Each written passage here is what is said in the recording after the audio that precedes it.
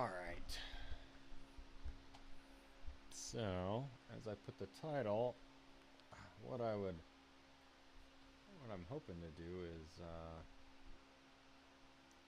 look at some of the ways that maybe we could implement a game. So the game I mentioned on stream before is this Core War. So here they had this pretty simple program. I think it'd be sort of more fun to just use regular assembly instead of having some sort of made up language. I think it's more fun if you could do it. So this is where 2 or more programs are running. I think defining the rules is an interesting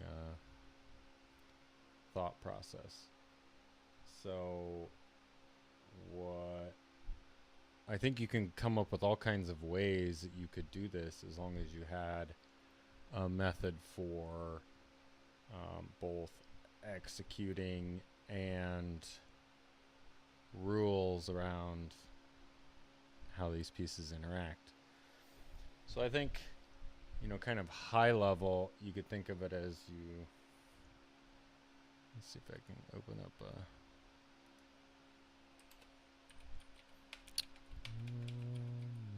graph. Hopefully it opens in this window. There we go.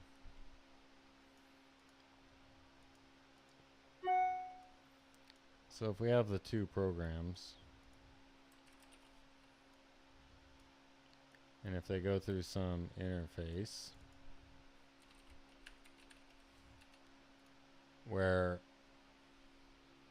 I'd like to limit it in that their own process, but sort of limit how make the rules around sort of different pieces customizable.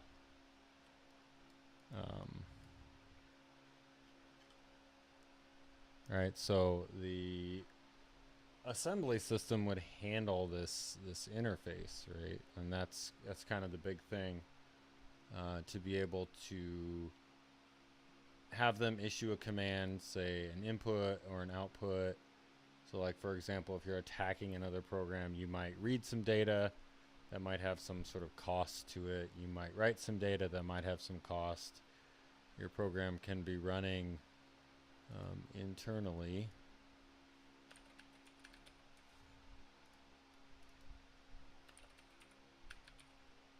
Like, I'd like them to be somewhat thoughtful in how they attack each other, but I think that would go back to defining what the rules are, right? So you can imagine sort of a system like so Conway's Game of Life, where sort of if a thing sort of internally has enough things around it, it can keep going, but if it doesn't, it dies. Or you could have a program where you can, for example, virtually, maybe you have like walls where, like, if it's a particular hexadecimal value, right, like you can't sort of write past, right? You have to like destroy this if you're coming in and attacking it. Like, maybe you can only see so much of the memory, so if you attack part of it, then you can see more of the memory, but that attack has some sort of cost associated with you. I think to start off, it would probably be most interesting to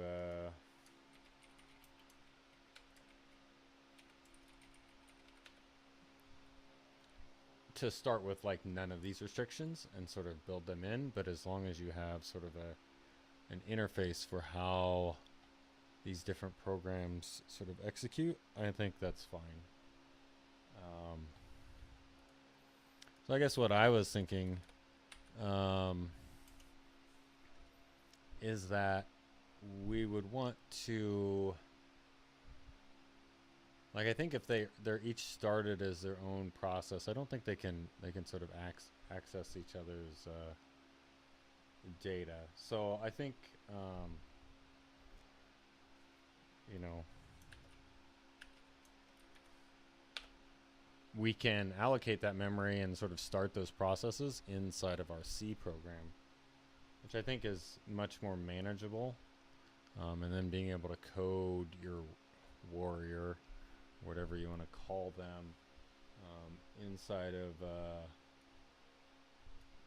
inside of assembly, I think is more fun, right? Because you can sort of violate norms that are associated with being able to, like if you didn't have this in process. So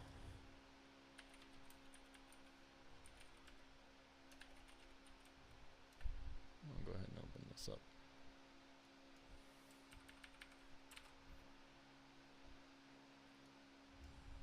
So I think a couple things that we can do, right? So here, like normally I'm calling ASM main, but like, you know, this doesn't have to be. We can define this as whatever we want. So if we assume that we had two binary programs, like they don't have to be,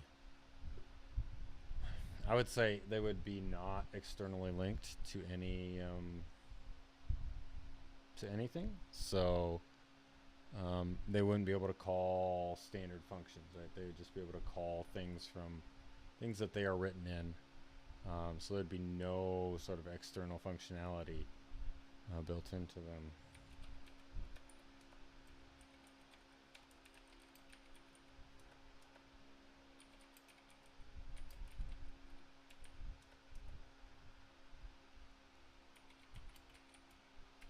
So here, just sort of building a skeleton for each one of these.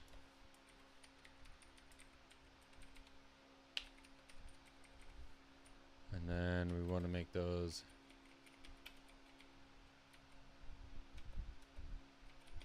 external. So that means I can access them from C.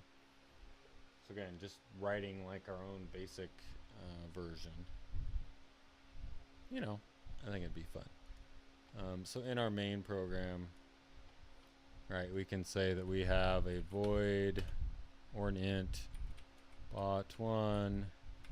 Right now I'm going to type void.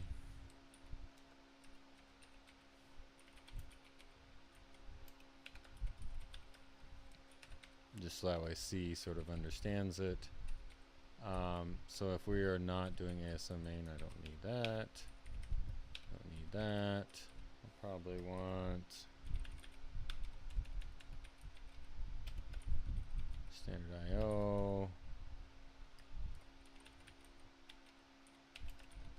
Standard lib.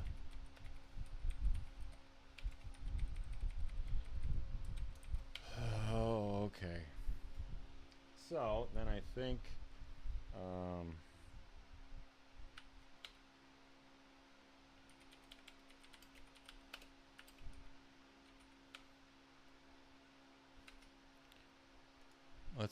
let's say that these return int. So if this one says move racks 41, move racks 42. Okay, and then I just, so if in line I just say int res1 equals bot.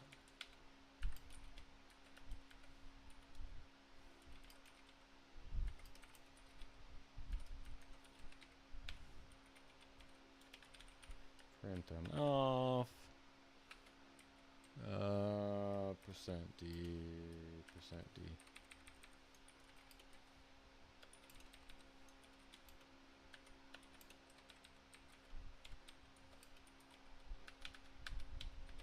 Bot 1 and bot 2. And I open up a terminal.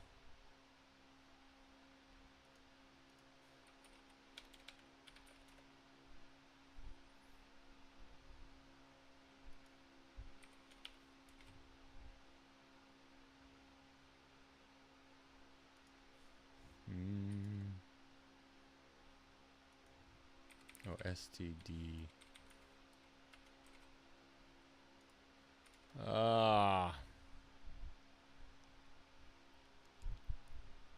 Percent dx text argument temp int, but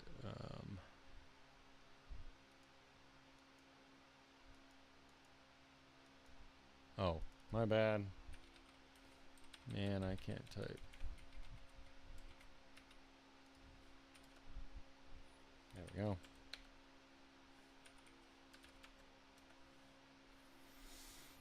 Okay, so we have like two bots. They can do whatever the heck that they want to do, but I think probably what we want to do is, no, we would keep them in their own process. I'm not sure how we can disable their ability to use other things other than the fact that if we don't ever tell them where PLT is, right, they would have to go find it, which I guess would be an entire thing that they wanted to do. Not sort of in the spirit of it, but you know, eventually we can tighten it down to not let them do that. So I think, you know, understanding that in Linux, right, we can do a couple of other things. So for example, if we say that instead of being void, these take some pointers, uint 8 underscore t pointer buffer.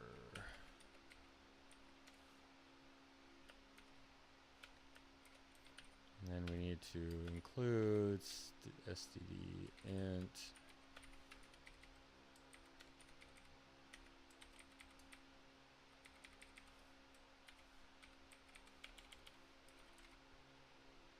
okay. So these take a buffer, so each one of them can have their own.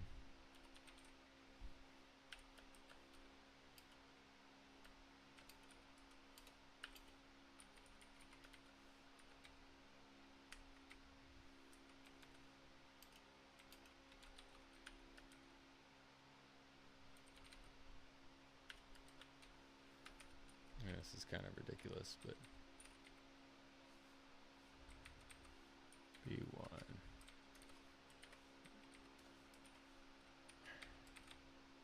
And then B2. These aren't using them, but they're being passed in nonetheless. Make and run. Okay. So effectively, right, they're not actually any different. But we'll pass in the buffers. The buffers should be in, is it RSI? RDA. So they should be passed in there because we're doing 64-bit.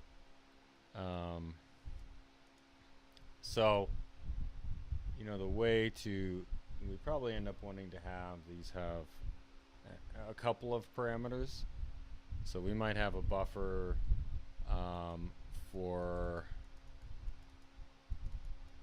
for them, or maybe it's a small buffer where they can write messages. And so if they write a message in the buffer, we go and take the message from the buffer, and then so I think that's kind of what I would like to work on is, okay, being able to have them do X, Y, or Z. So now, like, if we wanted, right, we could say,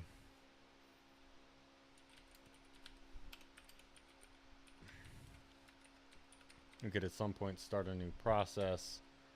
If PID is 0,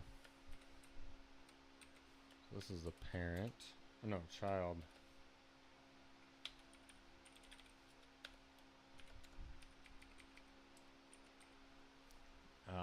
So if we think of the,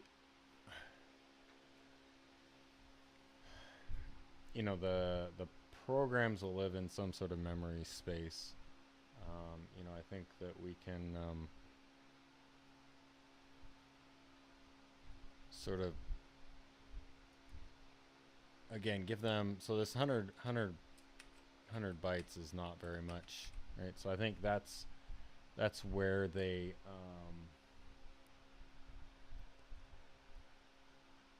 that's their buffer to talk to the parent. Now there's a couple different ways that we could implement that. I think just writing to a byte buffer is probably the easiest way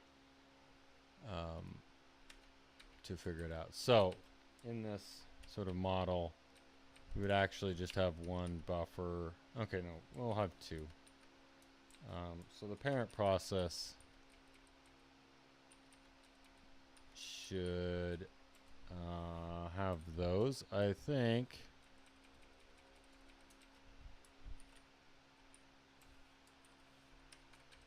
Not sure if the child gets access to those. We'll do some tests. Oh, my Python is coming out. Okay. So I'm just going to do one child, so one bot. This down here doesn't matter at the moment. Okay, so we got one bot. He has an access to the buffer. I actually want it to be in the child.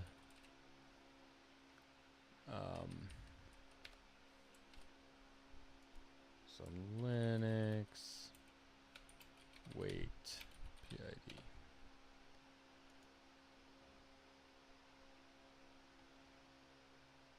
So the wait is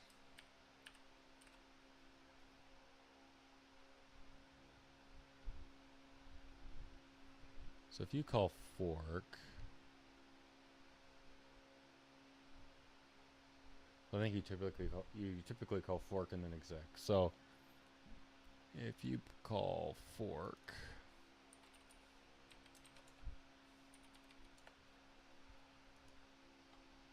no, this is not the manual. Back. Fork. Fork returns a PID underscore T. Okay.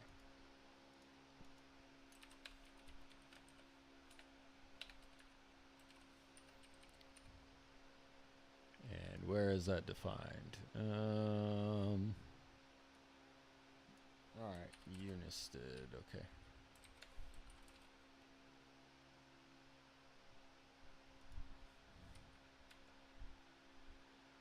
Okay. VS Code doesn't understand where it's at, but that's okay. And it's running on a Mac, so I do blame it.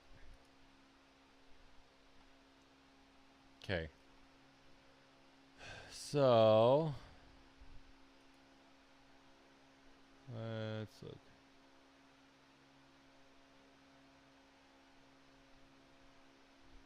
PID.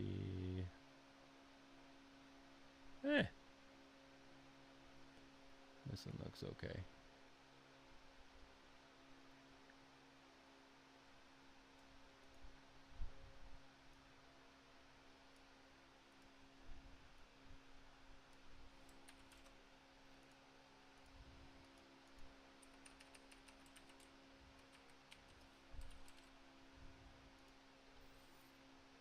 All right.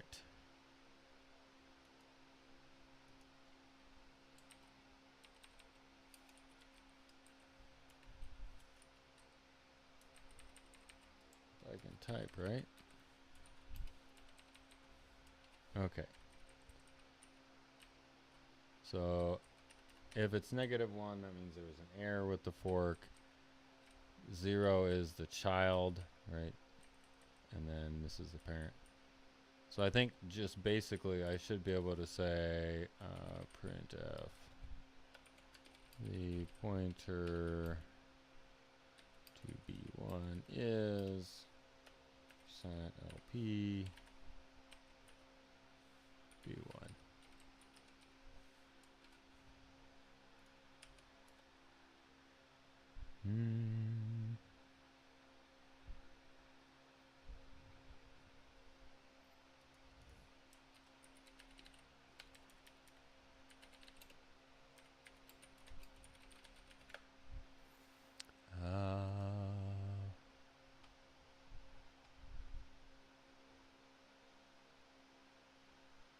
I guess it's just P. My bad. P for pointer. And then the child can say B1 bracket 0.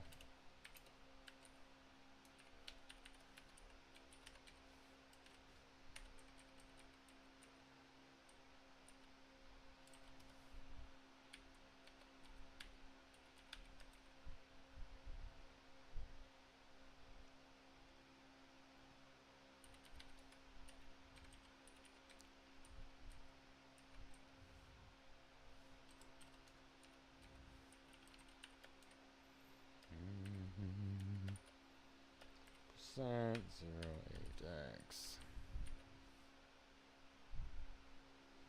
value at B1.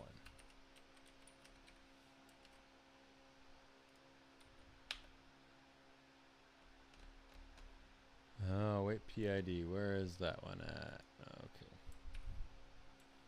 I think I had it here. Okay.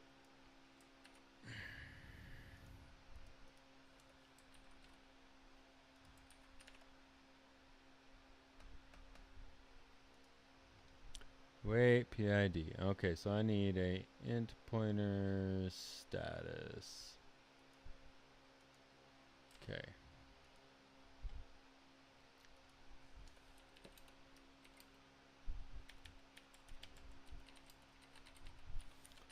I just have a status. I'm gonna give it the address of status. It needs just an int pointer, so.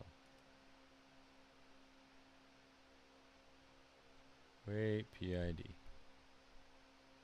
Do I need all three options?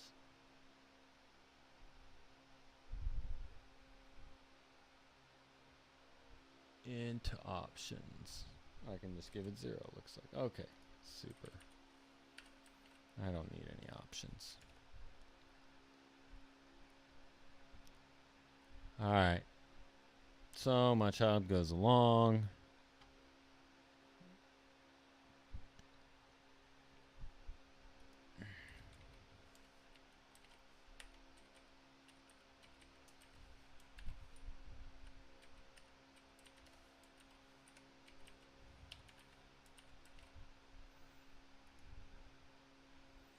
Alright.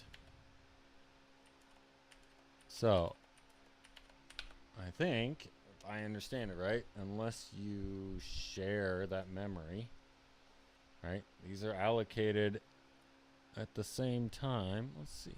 I think they're the same.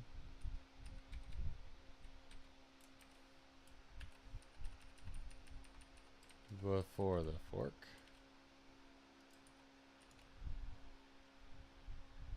Yeah, so we have the same pointer.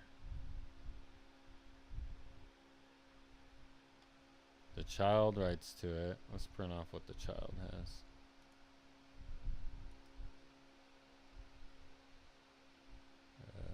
Here we go.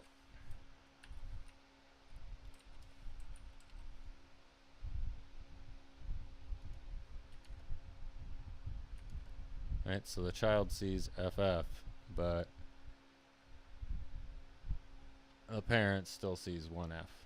Right, so even though it waited on it, the child will always exit, right, because the parent is doing wait. So like if we put a sleep in here,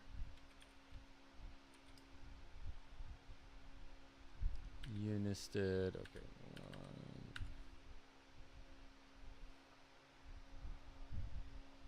make the process sleep for seconds.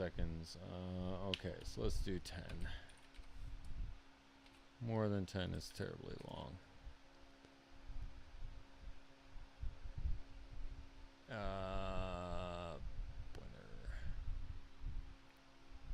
Of course, mine prints. The child is exiting before it decides that it is actually going to exit. Alright, so the wait tells the parent to wait until your child has changed status, which exiting is one change to the status. We can see that the pointers are the same. Let's see.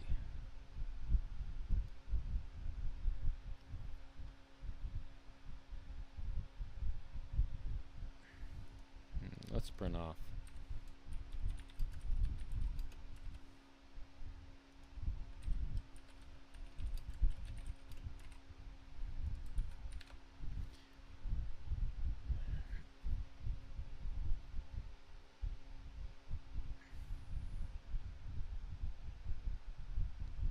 I think it's just buffered is why it's doing that.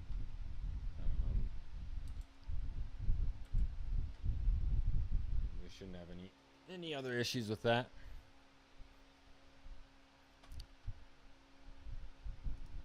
I think if I should probably put a slash n, and yeah,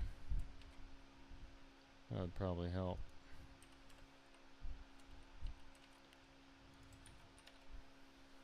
Yeah, it was buffered. It was waiting for it to finish, so it didn't print off. So. All right, so clearly the parent has a different view of that. So when you call fork, it's going to copy those pages.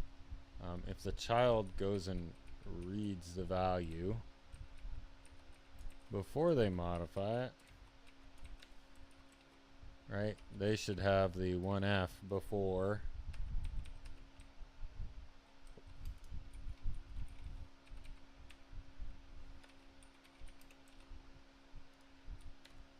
Right. So typically they do something like copy on write. So when you write, then you get a new copy. But your pointer actually points to a different page in memory, if my understanding is correct. So, you know, there's a layer of indirection sitting in between those two parts of the program.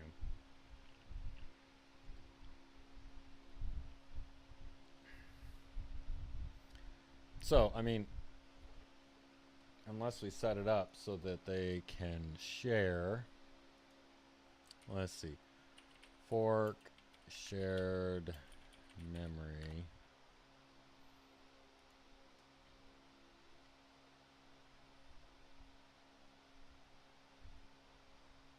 Read, write, shared, anonymous.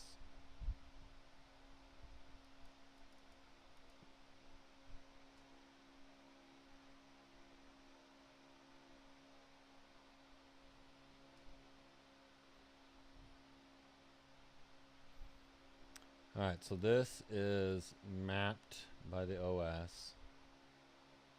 Null, I think, means that you're not trying to map a previously.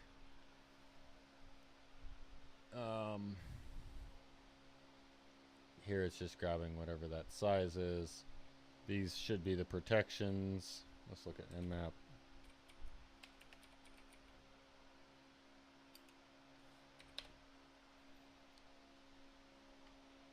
There should be a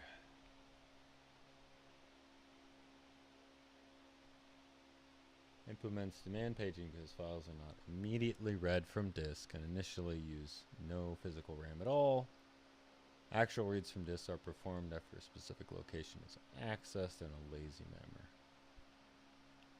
After the mapping is no longer needed, the pointers must be unmapped with unmap to protection. We can add protection. Right, so if the parent process sort of maintains these two buffers, like one for each of these, right, that's like really no different than any other memory mapped I/O. So memory mapped I/O means if you write to a particular memory address, it's going to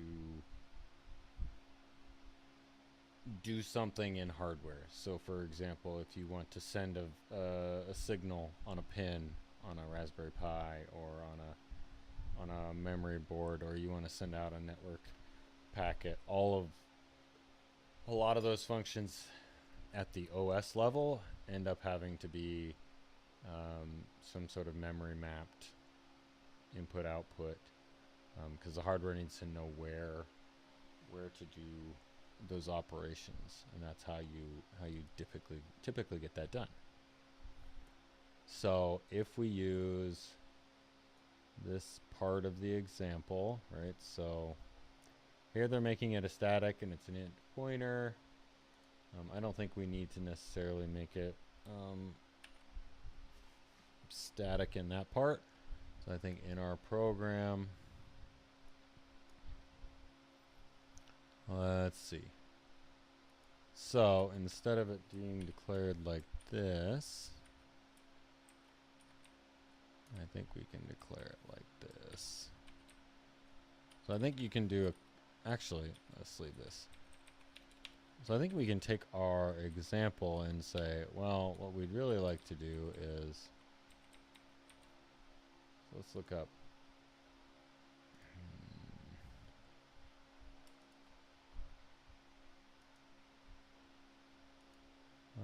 Let's see. Oh gosh. Where is the man page?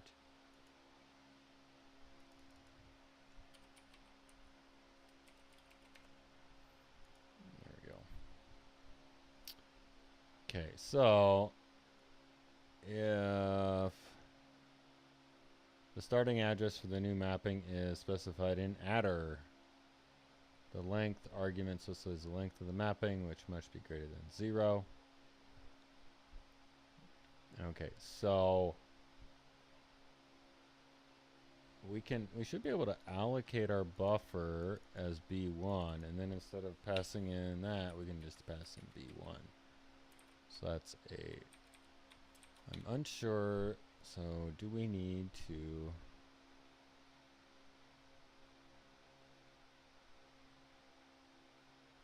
okay, so we still need to do protections, flags, offset, okay. Like this would be a file descriptor, so like something pointing to a file. Flags would be what are the protections we want, which it talks about.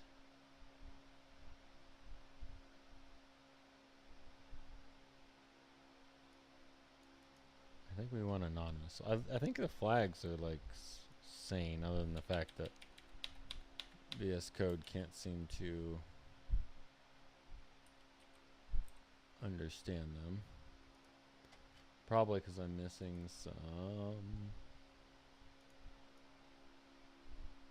this. Which was the example we were looking at? This one. Okay, which ones are we missing?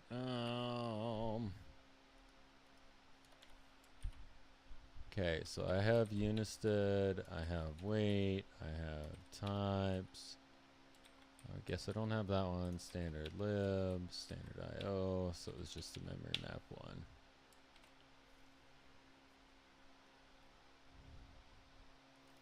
Alright, so here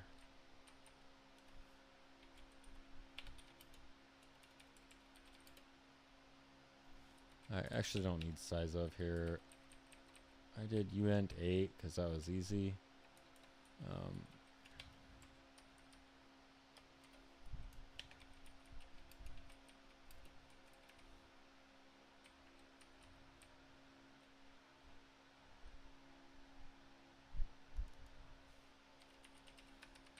don't use pound defines a lot. Okay. Okay, so this could just be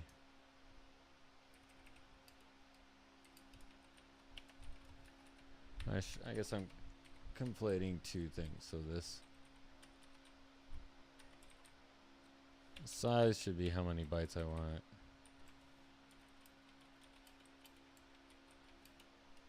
Times size of uint 8 underscore t, which should be 1 byte. Super size. This here is size. So this should be in bytes.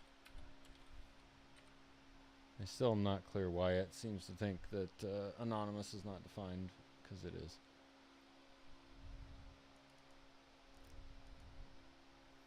Alright, so let's try and do that. I don't know why I picked 10 seconds. That is like forever.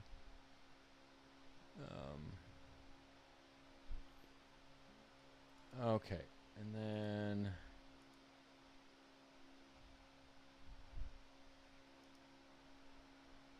so that didn't seem like that worked.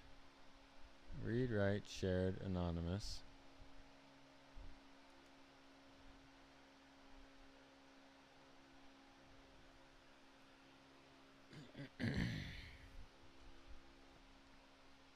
Well, let's try it the other way, I guess. We'll try it the way they did it. Oh, maybe it does. Maybe it has to be static.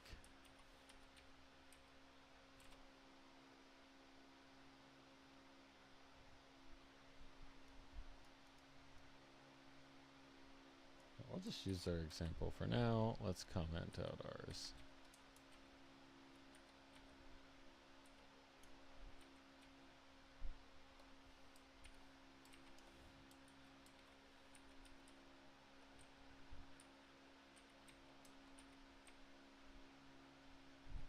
I want it to be on one line. Way better. What do you guys think? One line? More than one line? Yeah. Not sure it makes much difference. Okay, so here global var. That's the value of global var.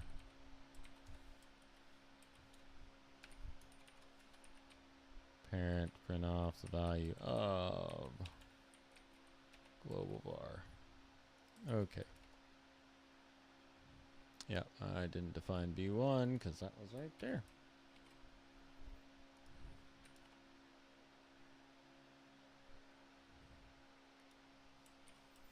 I take out things and magically my program is broke.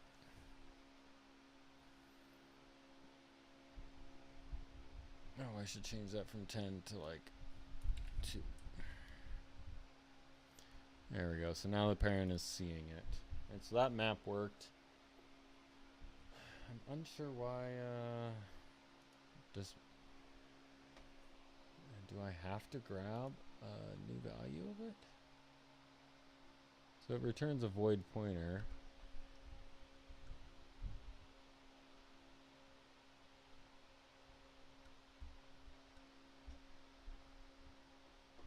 If address is not null, the kernel takes it as a hint as to where to place the mapping on Linux. Kernel will pick a nearby page boundary. Oh, so it's like mapping that whole page. I don't want it to do that. Okay, so I think this is fine other than the fact that like I don't think it needs to be a global. Like to me that doesn't seem like it's needed.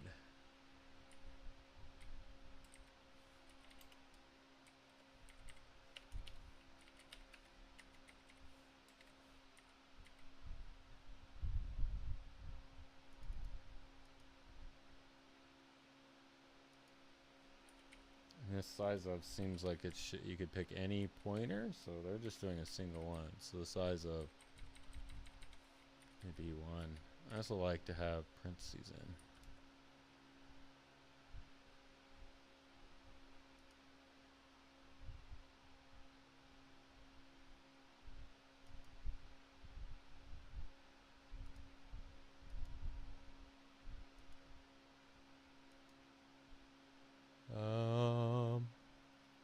Dereferencing void pointer. Okay, so I don't want it to be void. I want it to be int. Uint.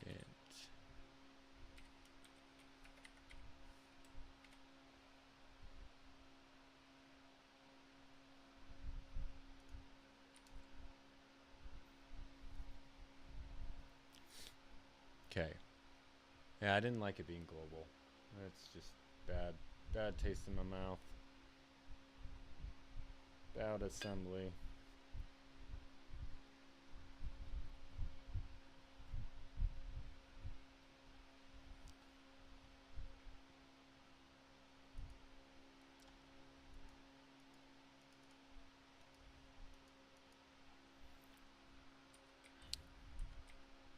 So, I mean, maybe if we do this way, I still have to just say b1 is equal to, like, it's going to suggest that memory location.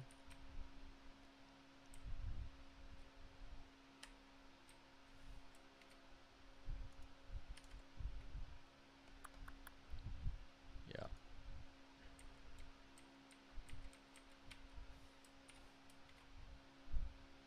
Global var, global var. b1.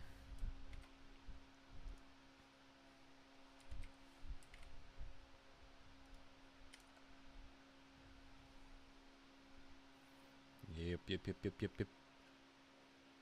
All right, so I would say the sort of manager, right, of this is going to allow that process to write into that buffer, and then when it writes some data in there, it's going to just periodically look. So, you know, it should be waiting on those processes, right? If they exit in some way, right, then that's actually termination is bad. So if they ever terminate, then you know, I think that we have to look at our wait commands and see, like, how can we wait until that child actually exits without, because this parent has to actually have a loop to sit there and say, okay, do they have a command in there, right? Have they put something in it? So for example, if bot1, so instead of RIX, we can load the address of RDI. So that's, so we could say move into RDI RIX.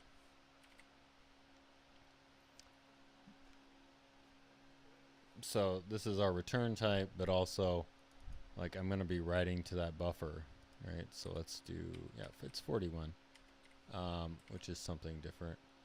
So here, don't need to do that, but I'm going to call,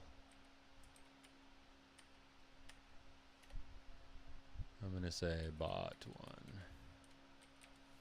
Now I'm going to give it, so the first argument is b1, so that pointer to that memory, right? So b1 is a pointer, so it should be able to write into it. There we go, so that's 29.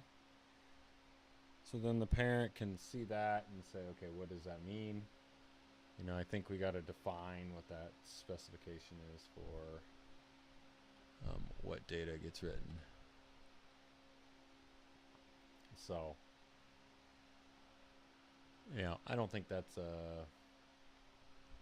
should be fairly trivial, like defining the specification. So for example, right, if it says if you have a byte that is a 1, right, that means you're going to write, and a byte that is a 2 means you're going to read. And, you know, we give them some number of bytes to be able to read. So I would say start off with 1, right, and we can make that be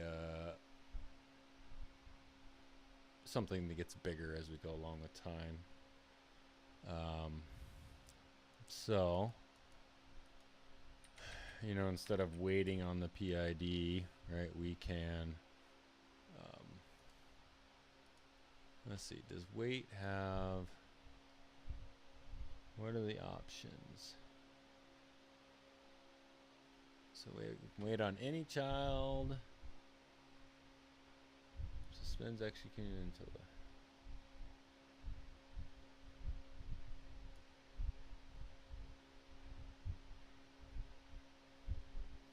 I feel like there should be one that's like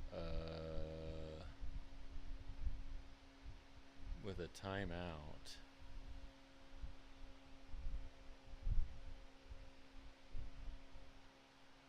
And maybe that's a separate process that, you know, waits for whichever one to die. So if one of them dies, then we can sort of do it that way. I think that would be okay. But at least we're able to do this piece. You know, this one could say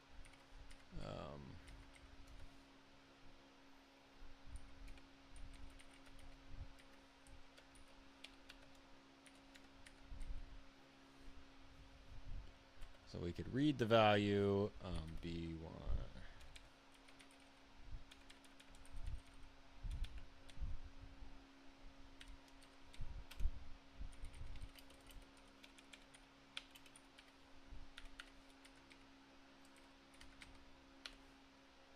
If first equals 42, not the string. Oh gosh.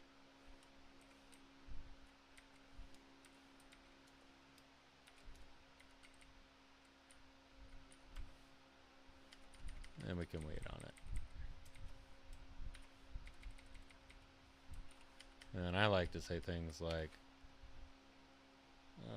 and done equals 0 while not done equal 1.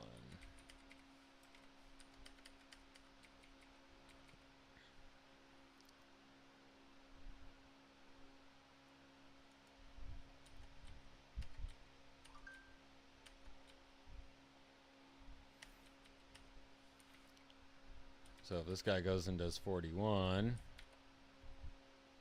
we are going to be waiting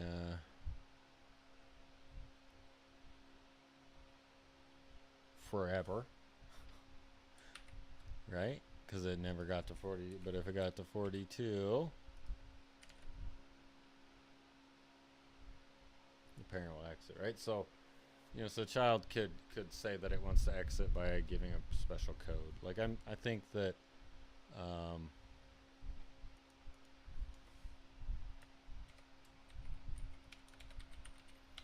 we need to just define some things.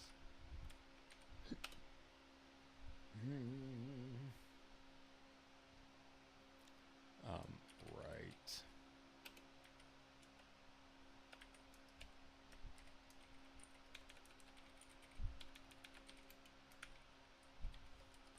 I want to do it right. Data. I may use some other.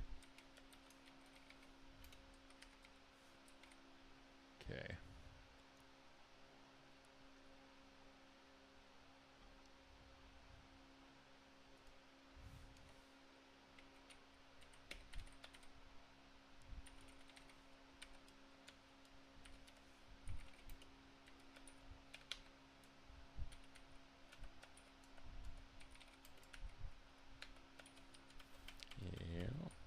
Break.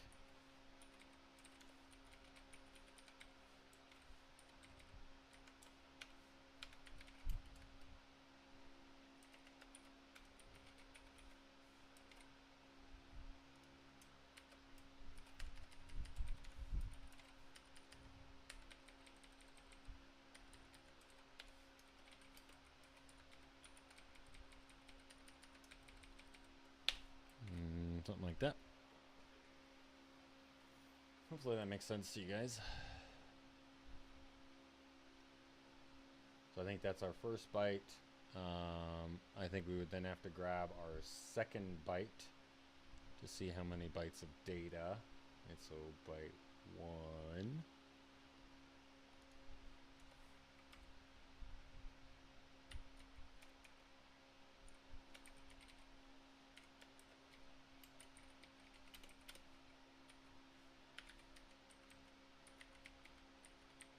Bytes to right.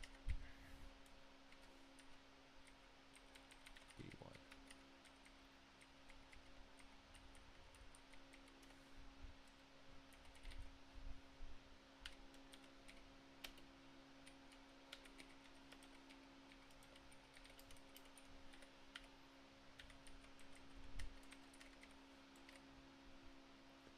I don't know why it doesn't highlight my type here.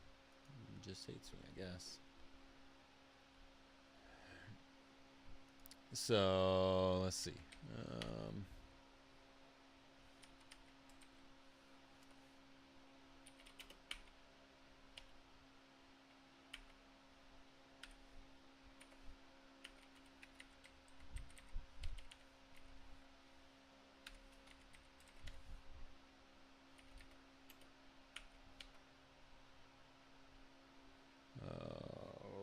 All right.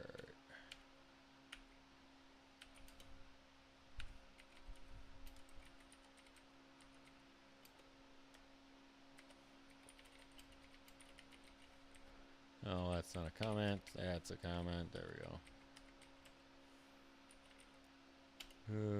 The value of R8, so I want to write, say 8 bytes. And then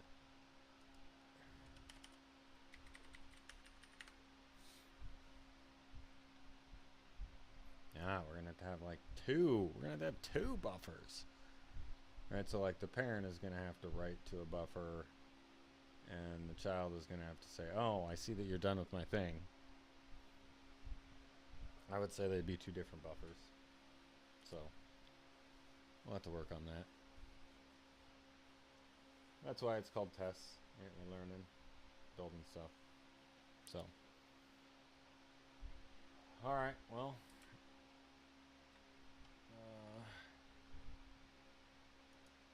I think it's probably what we got for today. If you guys have questions, feel free to let me know. But I think this is a good start. We're learning some stuff. Got a few things hammered out. So I think that's good.